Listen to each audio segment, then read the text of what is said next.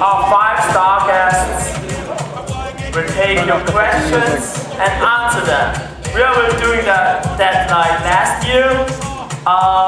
Bernd, over there, this guy over there, will walk around. Just use your hands to show him I have a question. And you will try to answer as many questions as possible in this 1 hour. Okay? So, who will be the first one to ask? Or maybe just introduce yourself.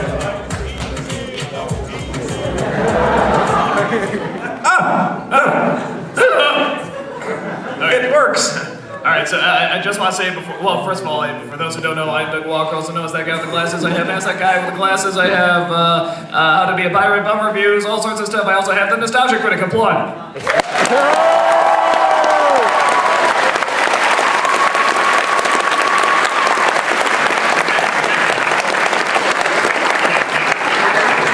Give a grip, it's just me. Well, and something I want to say real fast is that, what? Oh, okay. He's really impressed. Something I just want to say real fast. Usually at these cons, I film something and stuff. I'm not going to be able to this year because I don't know if you can hear my voice is going. So I'm trying to save it, and also I'll answer your questions as best I can with my voice. But if anyone shouts "bad credit card," I can't do my usual shtick where I go, "I'm bad credit card, I'll put you in." So maybe one of them will do it, but not me. So, I'll do it. Yeah. Okay. Cool. So I'll see him do it. So maybe I'll leave. So yeah. So that's one. I forgot who I was. Hi guys, I'm Noah Antweiler, also known as Spoony.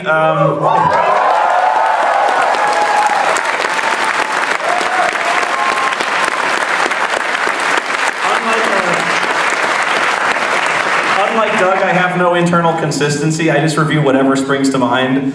So I'll just review anything. And to my left, of course, is Welshie. Say hello, Welshie.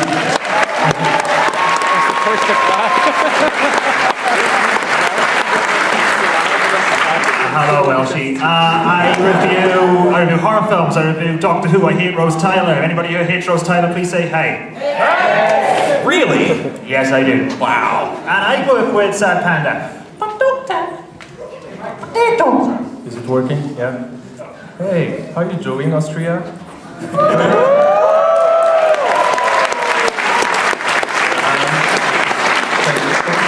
Thank you. My name is Sad Panda, and I do a show with Welshie called Panda Q&A, which is a really stupid show. You agree? I do forget about it, where I don't remember movies, because they all do, so I saw it, yeah. And I do music like the old famous theme song and the music for Suburban Nights. And he does my closing theme. Although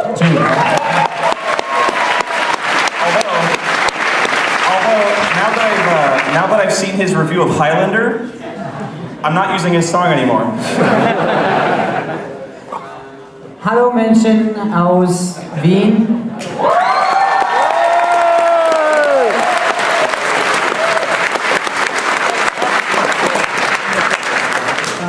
Ich habe viel Spaß. Oh, okay, well, I'll keep on English. Well, my name is Benzai, or aka Benjamin Daniel, and also known as Master Bait.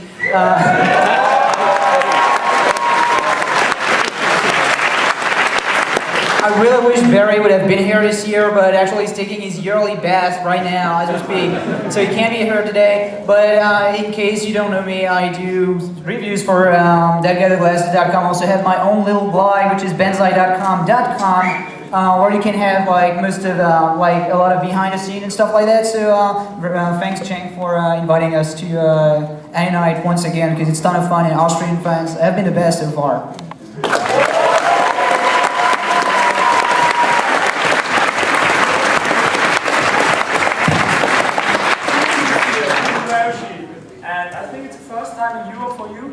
Yeah, this is the first time I've been overseas, and it's amazing, isn't it?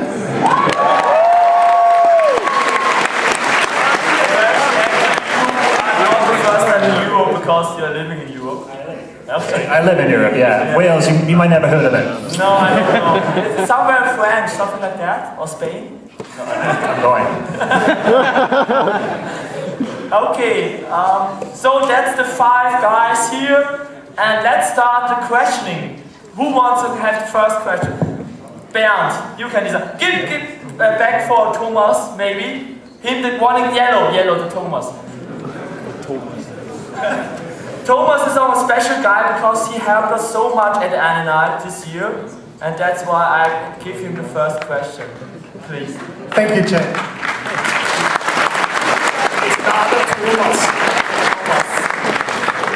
My question goes out to Doug.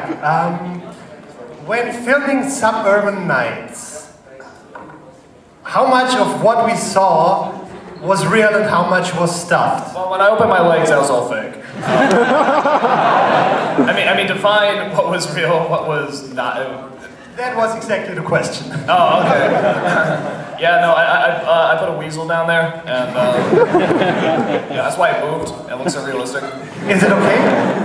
Yeah, that's why it bit some viewers too. When I got punched around the world, that was real. I don't really get the question. What does real mean in this sense? Thank you.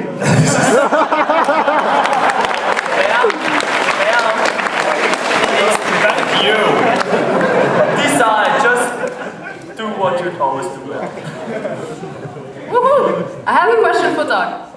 Yes, poison. Will you be frozen today? I was frozen today!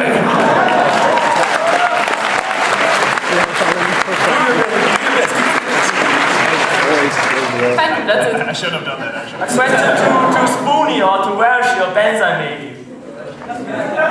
Oh no. All pandas. Thanks. So, my question is to all of you because, what I'm most interested, I watched a video from last year where you reviewed like Vienna, and do you actually like your new hotel rooms? I guess that's me. Yeah, no, this hotel is much nicer than the hotel room. It really. Is it a 2-star, 3-star, or 4-star? It's here's probably a 10-star. They scale on 1 to 10, so a 3-star is very bad. Is that true? They do. No. That's quite a lot. No, I felt so bad because when I did that video, you know, it just starts off with me bitching and moaning and stuff like that. I was just not. Everyone thinks I hate Vienna and Austria. It's like, no, I don't. And even the hotel, like I said, I mean, there's kids starving in other nations and stuff, and they have to live in worse situations. And it's just like, I understand. It's like, I'll take it. It's just the fact it was 3 stars. That pissed me off. I just couldn't believe. I kept saying, what's a 1-star? You punch a hole in the wall and say, there you go, live there. So no, room's very, very nice. The one thing we spent an hour trying to figure out, and I didn't know this was a common thing, where to use the lights, to use anything electric, you have to put your card in a slot in the wall. We were pushing the switches going like, what the is going on? We're like, are we crazy? And then Welsh, he's like, dude, put your card on the wall. And we're like, and then the lights came over, like, it's like magic. I'm kind of sad because I don't have to do that, but I haven't got aircon in my room. Benza, what do you think about, Sad Panda, what do you think about the whole system? It's cool. In comparison to last year was the closet of the one we have now. This wasn't against anything in Austria. I went to a bad hotel, maybe even worse, in Los Angeles, which is, when you think of America, you think Los Angeles like the most opulent city in the world. No, this was a toilet of a hotel. So yeah, he was just talking about the hotel. He loves Austria. I love Austria.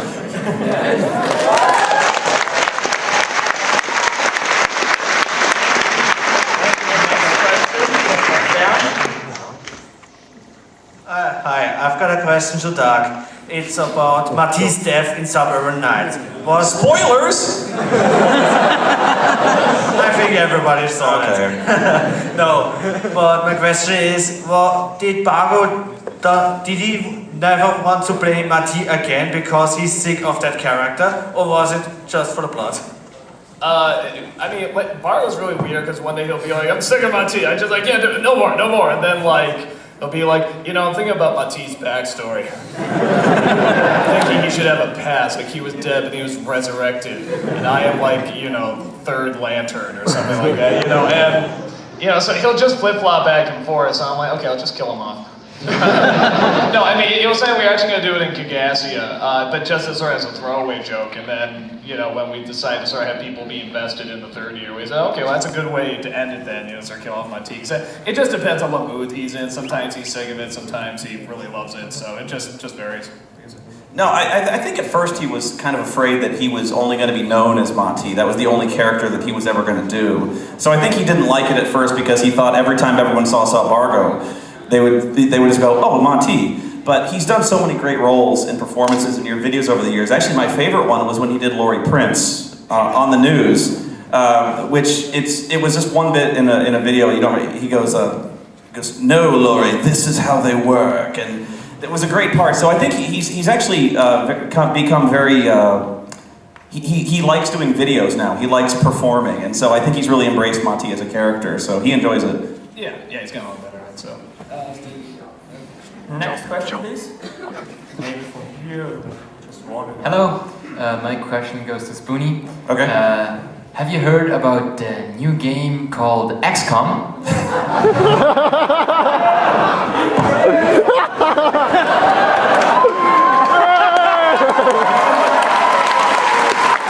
Thank you. I can't actually destroy my shirt. It's the only one I have right now. Yes, I've heard of it. I don't know if Europe got this. Have you played the original XCOM? Yeah. Okay. So you have. So you know my pain. You know how upset I am over this fact that this game essentially now rips off its Mass Effect. If you've seen the demo, I saw the demo. It started as a shooter, and then I think they realized everyone was really angry that it wasn't a strategy game, and so they're like, well, we need to add strategy elements to it. So they did acknowledge that they wanted to make it more strategic, and then they just said, okay, well, we're going to have teammates. We're going to give you 2 teammates, and you have a little radial wheel that you assign orders to.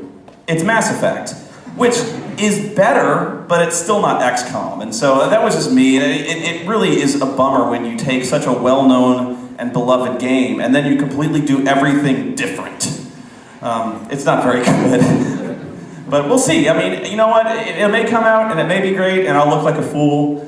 It wouldn't be the first time, but that was just my initial impression looking at this. I was just sitting there, like, just stewing. I was like, oh no, this is terrible. I hate this. I was just wanting to kill that guy who was doing this video. He's like, he's ruining XCOM. I was like, I played that game a dozen times as a kid. You know, I played through that so many times, and yeah. Anyway.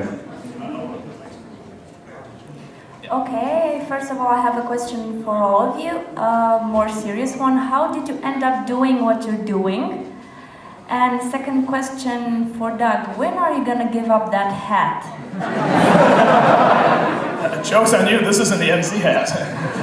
This is the hat that I just wear when I go to whatever, just chill and sorry, stuff like they all that. look I know, they're alike. just disgustingly eerie.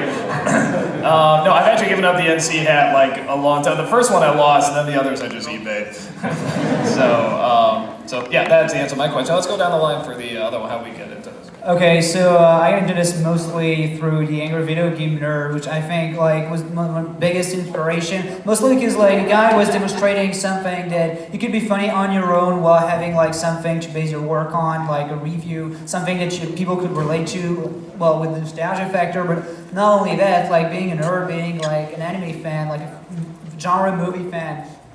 All that, and so when I saw and then my girlfriend introduced me to Dead Guy with Glasses on YouTube, and then when there was a trailer for the Dead Guy with Glasses website, I thought, okay, you know what, maybe I can do this because they said that they were headhunting really to get new contributors, and I think, you know what, like I grew up like you guys are from Europe, so maybe some of you grew up with Atari ST and Amiga. Like or Commodore 64 and all that, and that's a big part. Like you know, in the European like gaming background in the 90s, you had an Amiga, you had a 16-bit, 32-bit computer, and nobody was speaking about these like in the hardcore gaming, like you know, nostalgic shows. And I wanted to feature games that I grew up with, so that's how I came up with my show. That Mike Bishop, the guy behind the whole website.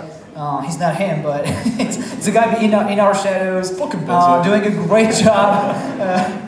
And he's a very good gamer. He's a very hardcore gamer, and so he really liked my show because he was featuring games that he didn't know about, and that's how I came to be full-time producer on That Get Glasses. But apart from that, my training is really as a teacher, actually.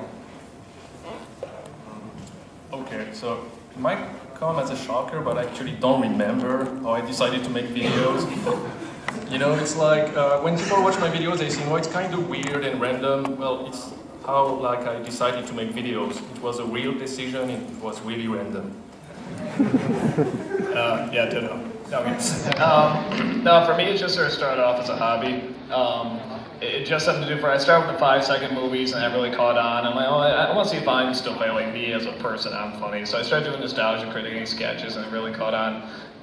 But then, yeah, Mike Machado came to me, so he's starting this company called Channel Awesome. He says, I love your stuff. It gets lots of views. You know, we love to see you get paid for this. And this is back when no one's making money on the internet. You know, like, you can't do that. And he says, no, we really can. We can. So, you know, it brought me on board. And sure enough, you know, this is my full-time gig. And I owe everything to him, man, because I wouldn't be doing this if he didn't come along. So that's the short version of it. When I started writing blog posts on movies, and so I was on a forum, and the Star Wars, The Phantom Menace had just come out, and this is the funny. Your reaction is really funny because at the time, everyone loved that movie. Everyone did. Everyone, when The Phantom Menace came out, everyone walked out of there going like, that was brilliant. Jar Jar, that's fucking hilarious. Everyone walked out, it was, if you look at the reviews, the movie critics, what? Yeah, they're not that bad. The reviews aren't that bad. Yeah, the reviews are actually very positive. Roger Ebert, if you remember, famous American movie critic, loved Phantom Menace. They all did. I hated it. And I made a blog post just destroying this movie. Just terrible, like doing my usual angry stuff. And so I got a lot of controversy behind this.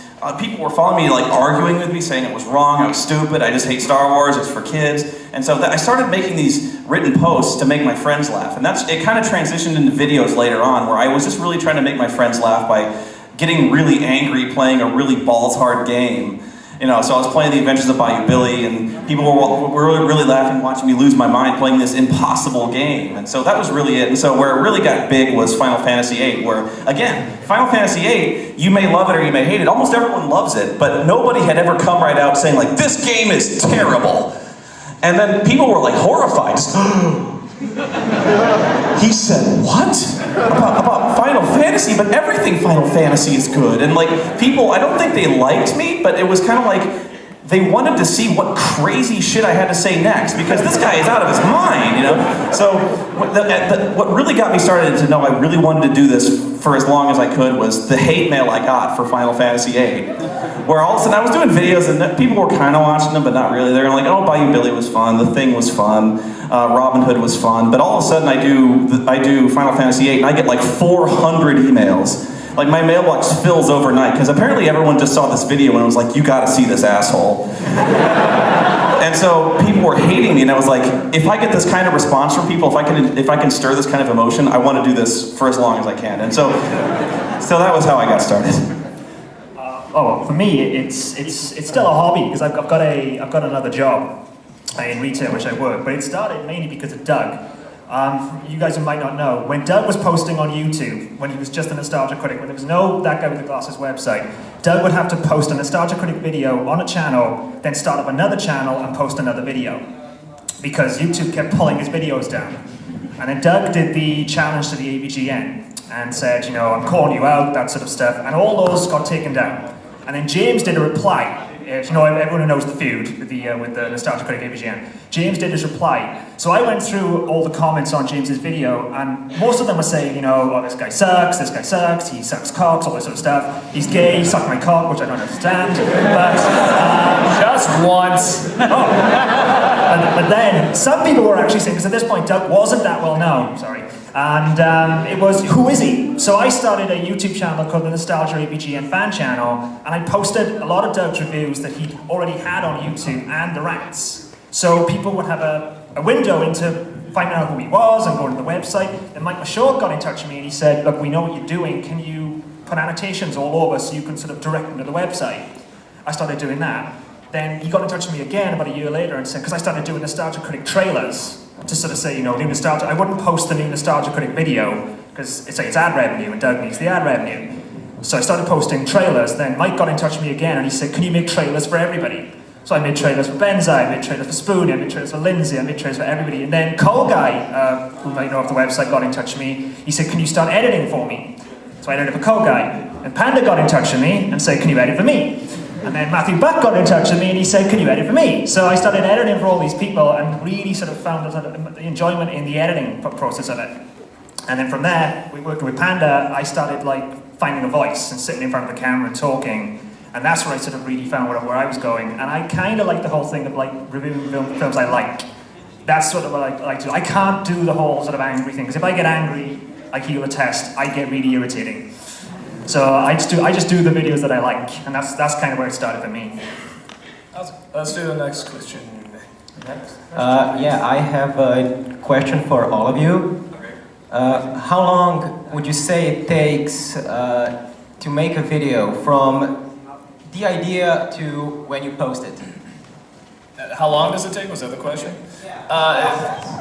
For all my videos, with the exception of Nostalgia Critic, they usually, honestly, they take about a day.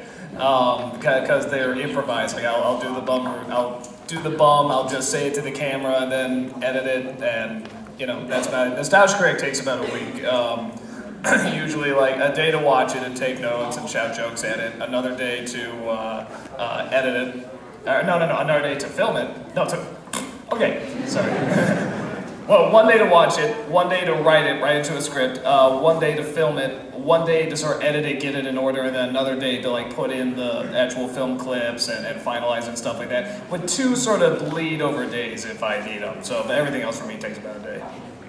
Well, it's about like the same, like what most important is actually the writing process, because if you have good jokes, good timing in your script, then it's gonna show in actual final product. So usually, like, you know, from start to finish, if you count the start as when I actually open up my notepad and start writing stuff, actually the process has already begun, because like when you start writing, getting down to write like a full interview, full review with good jokes and good timing, you've already thought about it. So to me, like, it takes about like 2 or 3 days to just like have in my mind like, oh, what if, and oh, how about that joke? And then like 2 days later, once like everything, I'm like, okay, I think I get enough and I can cram that into a review. Then I start writing the whole process. And then like the next day I most likely like shoot it, but I'm very lazy, so then I get burned like, oh come on, like I've done that, so you know, you can wait for another day. And but usually be 3 days if you don't count like what it takes to actually think about the review.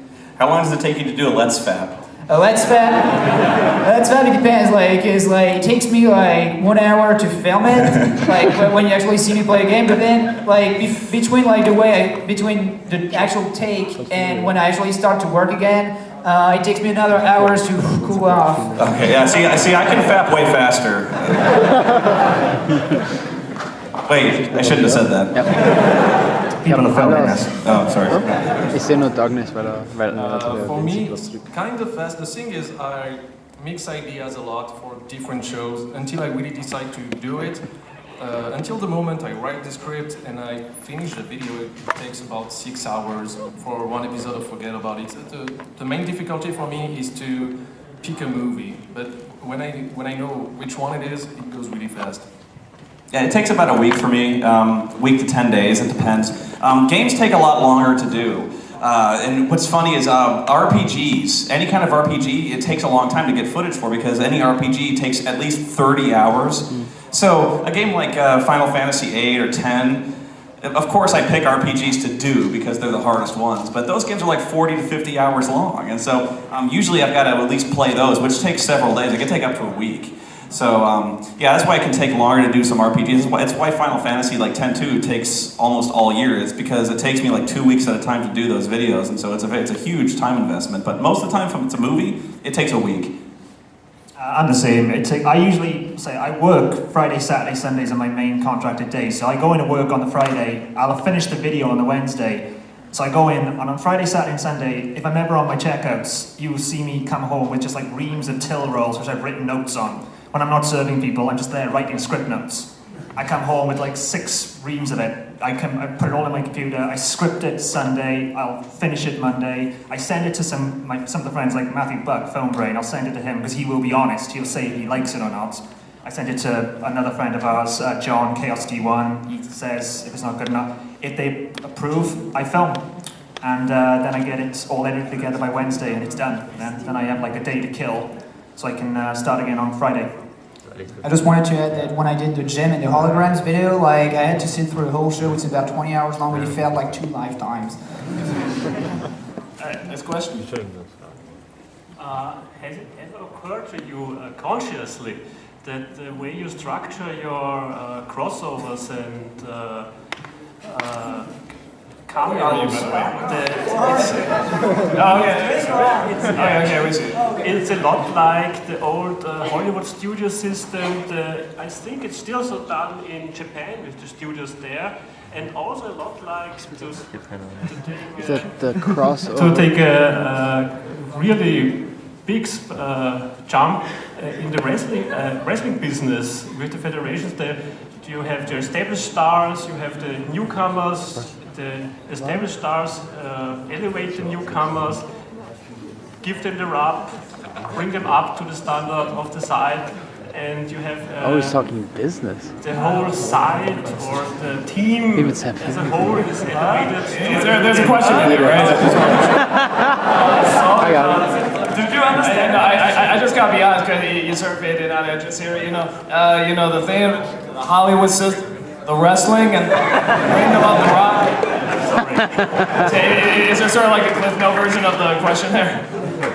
There we go. The question was if it has ever occurred to you that I think the way you structure these guest appearances, cameos, crossovers has a lot of common with the old Hollywood system, the studio system, where they build up their stars for the studio. Also, the way it's, I think, currently still done in Japan.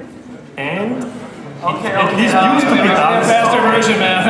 Is this a question or is that just you want to talk to them about what you think? Because we have a booth like 2 floors downstairs, actually. So if you want to make like a longer remark and all that, we are a lot of people, man. Because we'll be available. Don't worry. Yeah. So the answer is yes.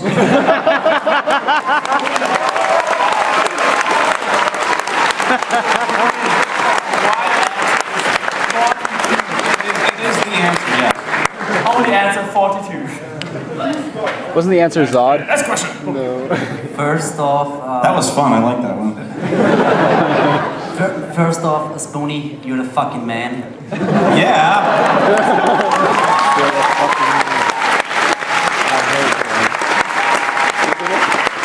Thank you. And second, where do you guys party tonight? Ben and I are gonna go back to our hotel and get some pussy. I actually got some pussy. Yeah. It's waiting in the fridge right now, like, because I like my pussy to be fresh. Yeah. I like cold pussy. Yeah.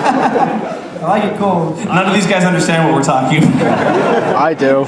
It's a friend of ours. Wait for an upcoming video called Benza. Spoony and Benza get some pussy in Austria. Cold pussy. You might recognize some of your friends. Next one, please.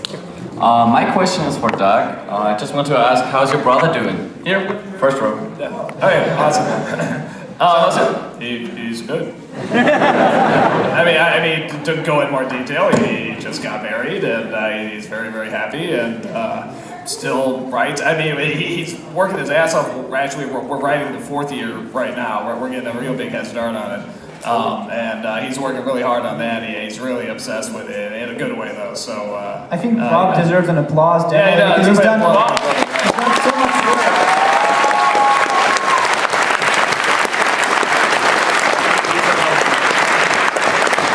He's definitely, co-writer of Nostalgia Critic. Like, whenever he sits in front of the TV and we're just watching the movie, I mean, he has, like, the most jokes to throw out and the fastest. And as you've heard, he does some great voices. Like, he can really impersonate people well. So he's really, really awesome. Yes. Hey, what I would be really curious about is, what's your plan B when this all online thing is over?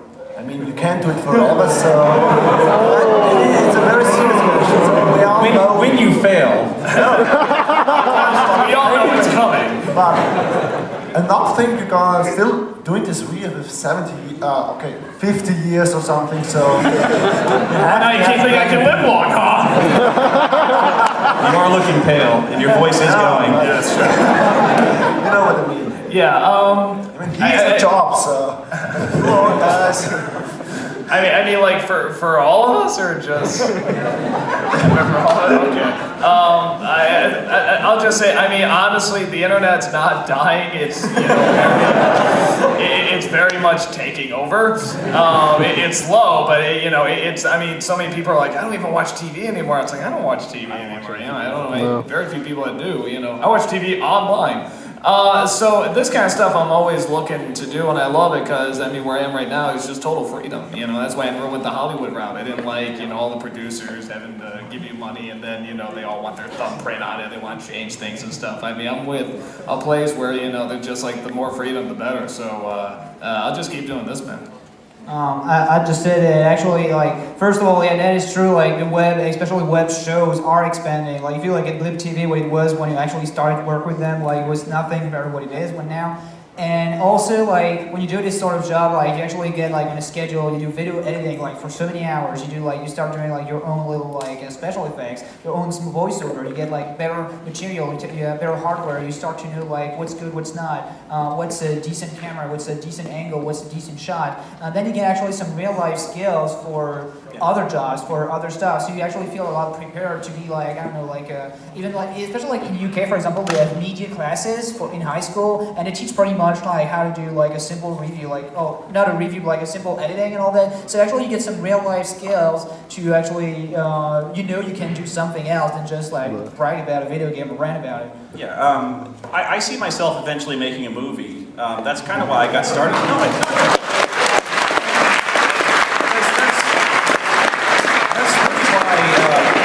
That's really why I got started, why I bought all this camera equipment and bought all these microphones and got this editing software, because I always saw myself one day eventually writing and producing a movie, because that's kind of what I'm doing now. I mean, we're all telling stories with our weekly reviews, and really it's just been a learning process. I've learned so much about sound quality, cinematography, just in my course of filming reviews, which you might not think would be that complicated, but it's really about improving yourself all the time. And so, when eventually I get sued and my videos are taken off the internet, I'll probably write something and film it. And I know how to do special effects now. I know how to do a lot of complex editing. I've done a lot of complex editing, filming my own fight scenes, and just that kind of comedy writing and really honing your craft. I mean, I'm gonna use that and go on with that. I'm not always gonna make reviews, but I'll make things that people want to see, and that's really what I see myself doing.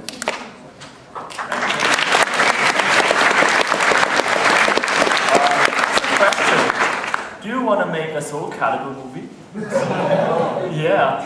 It's missing. We have Tekken, Dead or Alive, King of Fighters, Soul Calibur. It's a Zelda movie, for God's sake. Yeah, I know, right? Actually, that was a point I made very briefly in the first review, the Tekken animated feature, which is one of the only animes I've done, but I've also done Space Mimic Games. But anyway, I was like, who wants to see a Legend of Zelda movie? Let's get Tekken out there. I was like, why has there not been Legend of Zelda? It's obvious, right? I think they saw how we did the cartoon. There's a cartoon. I'm scared, yes. Excuse me, princess. But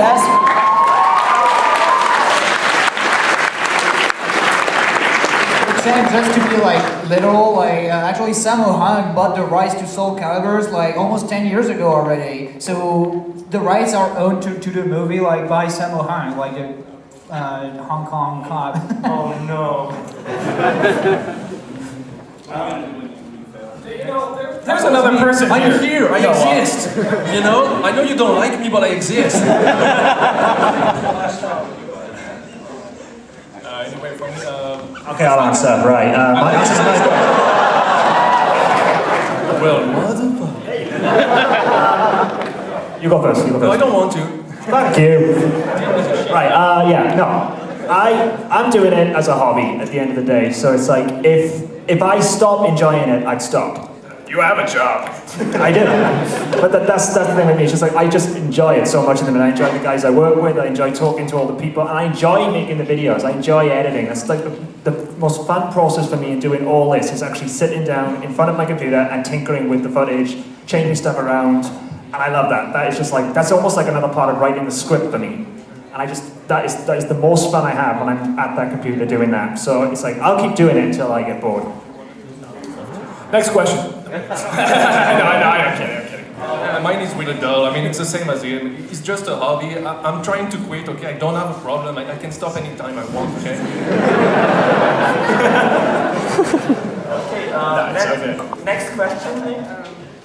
My question goes to Doug, mostly. Perhaps the most memorable video I've ever seen is the fight between the critic and the nerd. And I'm just wondering if we'll ever see a rematch, like a tag battle between the critic and Spoony and the nerd and motherfucker Mike. If you make that happen, my brain would explode. I mean, nothing's planned. I mean, because I think we did really. I mean, I say we milked it, but it's more we milked it, bought the cow, chopped it up, ate him.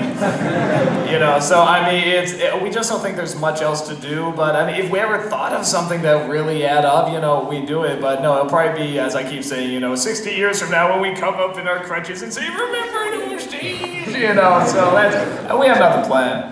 It's kind of funny because every time we do one of the anniversaries, we when it's done, we sit around and we go, we can never do this kind of thing again. Like, after Kickassia, we were all beat up, we were tired, we were sick, and we're like, we cannot possibly top this. And then we did the third anniversary where we were like, we did twice as many exteriors, we were running around, there was another war, we had 2 wars going on at once, you know. So I never say never on that score, I guess. Again, we don't have anything planned to bring the nerd back for another battle, because really I don't see how we can top that. We essentially destroyed the entire city with Super Mega Death Christ. At some point we're just going to have to bring like the nerd's going to be riding the Death Star and fuck you, critic! And, like, no, I don't see it, but you know, the nerd has always had his place in the videos. He's always shown up in one way or another. So yeah, you'll definitely see him again as a you know, necessarily in a huge battle. I don't know, but we've grown. I mean, Doug's grown as a filmmaker by leaps and bounds. The Big Brawl is a great video, but there's essentially no story to it. It's just us beating each other up. But Kickassia it grew as a script and as a movie, and the third Suburban Nights, it really is a full-fledged motion picture, and so we've improved every step of the way. And so it kind of went from essentially a cartoon, a good cartoon, but into a very endearing and funny movie. And I think every year we get better, and that's the real point. See you next year. Next question. Spoony, Rap Brown against Pierre Kirby, who wins? Does he have a hair lip? He's a hair lip. Rep Brown versus Pierre Kirby. Rep Brown's got to win, man. We were actually, Cinema Snob and I were talking about if we were going to do a video on that, do like a feud on who's better. The real problem is Pierre Kirby hasn't really done that many movies. So where Rep Brown has this endless, he has so many movies where he just like grabs a machine gun and he goes, ah! Pierre Kirby is much more of the, he's very cool lines, you know, he has very cool moments, but he hasn't been in nearly that many movies. And so even Brad, when he was talking about it, we were like, should we do a bit where we argue about who's better? It's very hard because there's really not that much Pierre Kirby footage, and so we couldn't really do a fight, but yeah, Red would win. Next question. My question goes to Spoony, and what I want to know is, you have, for every Final Fantasy review, you have basically made it a tradition, sort of, to cosplay as the protagonist. Are you going to keep up this with Final Fantasy X2?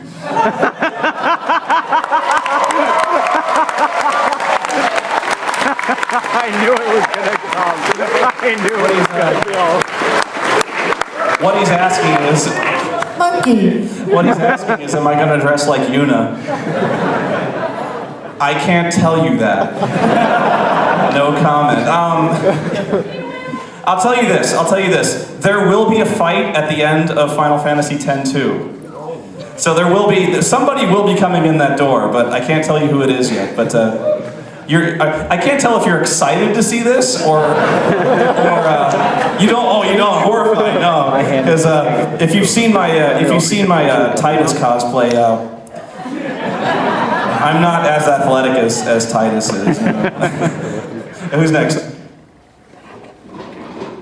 Sorry, first thing I have to say, it's so fucking awesome to have you all here live in Vienna, down with the bands.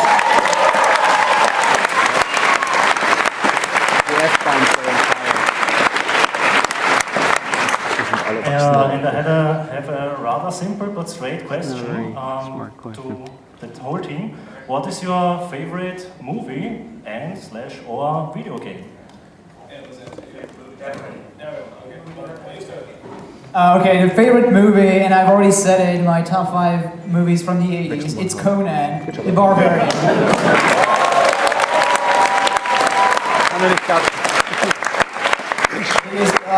It's actually like, now it's a lifestyle, really. You can take this movie and turn into a lifestyle, especially like, you know, as a Nietzschean style lifestyle, because it's so great, and it starts off with a quote from Nietzsche and blah, blah, blah. Well, I could talk about the movie forever. And favorite game, I'd say, probably Metroid Prime, which was like really, really solid.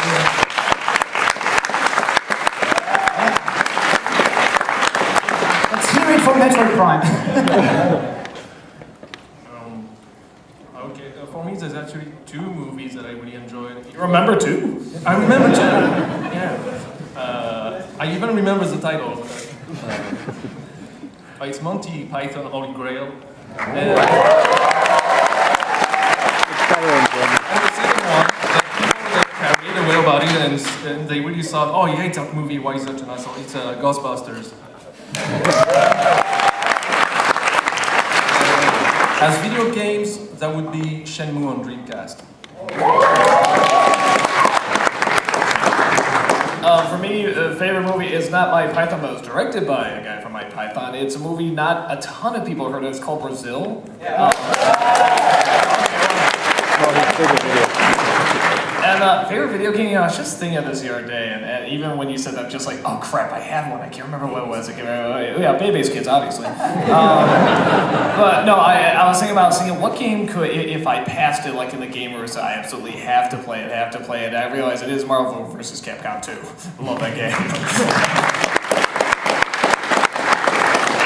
I have a lot of favorite movies, but really the movie I've turned out watching the most, that I can watch anytime and love it. I don't know if you've heard of this one, Big Trouble in Little China.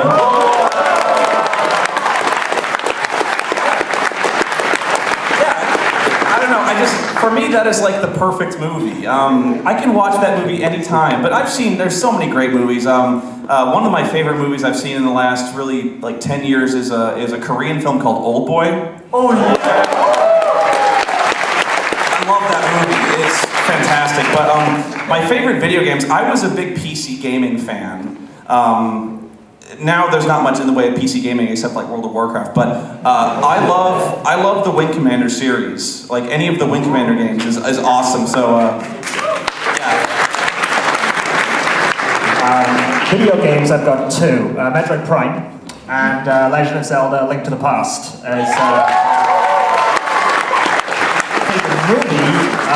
It's Halloween. It's the original, not the Rob song. Don't get me started on that.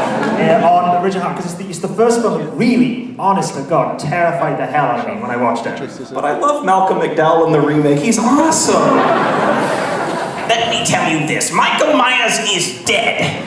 Do you hear me? Dead. D-E-D, dead. I'm almost ashamed to admit this, but the very first Halloween, I can remember the first time I watched it. I was young. I had a room. I used to share a room with my brother. We got our own rooms for the first time. I was young. I had my own TV. So the first thing you do when you got your own TV and you're in your room, you just watch all these channels because you're so amazed at what you could see. I caught Halloween. I missed the beginning when he kills his sister. Spoilers. I missed the beginning when he escapes from the asylum. So my first impression of Halloween is seeing him following Laurie. And I honestly just thought it was the story about a reclusive boy who liked this girl. That's what I thought. So then I really shit myself when he starts chasing her. And I've never had a film affect me like that. 2 John Carpenter films, that's all right. High five, man. Yes. I also love Big Trouble in Little China. Oh yeah.